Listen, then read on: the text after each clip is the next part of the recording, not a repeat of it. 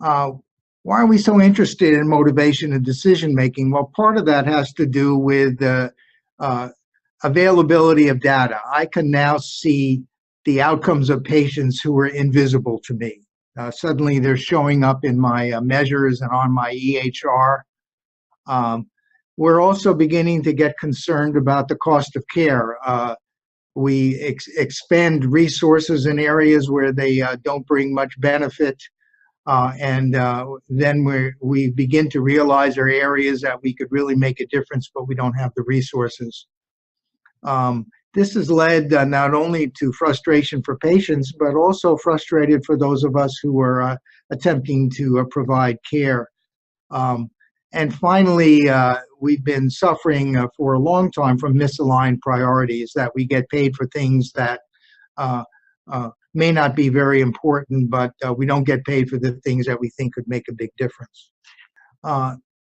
And most importantly, at the point of care, we're realizing that good advice isn't enough. Those of us who've been caring for patients have spent a great deal of time and effort to try to stay up to date with all of the information that comes out to us and to try to give the best advice to our patients.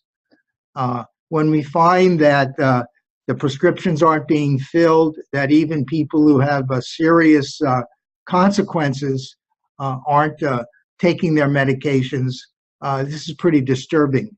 Next slide. Even people after a myocardial infarction, within a couple of years, less than half of them are still taking medicines that we know to be extraordinarily beneficial. So in light of those failures, we say, well, that's them. What about my own practice? We can now look at our own practices. This is a group of 15 practices I work with.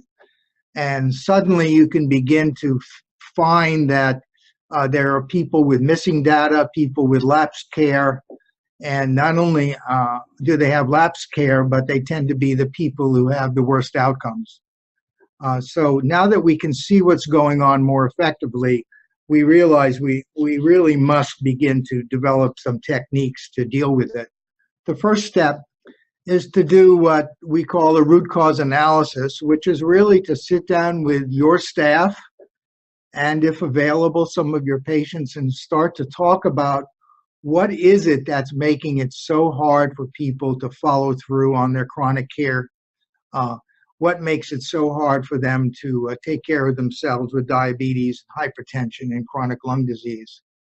What we found is that just sitting down and beginning to look in detail at what are all the things affecting care has a kind of a healing and joining effect for the people looking at these things. No longer can we blame this person or that person. We begin to understand that it's multifactorial. Now, I agree that looking at all of these possible causes is a little overwhelming, but it's the beginning of problem solving. Then the group can say, well, okay, we have 30 different possibilities here. Which are the ones that are most important? Which are the ones we can do something about? And to begin to focus our efforts on change. The stakes are pretty high, that if we aren't able to find better ways to engage our patients in self-care, they will pay a price. And in fact, our practices will pay a price, because all of these outcomes are now being reported publicly. They'll have something to do with which patients choose our practice. It'll have something to do with which payers will allow us to join their network, so that we can continue to get a regular flow of patients.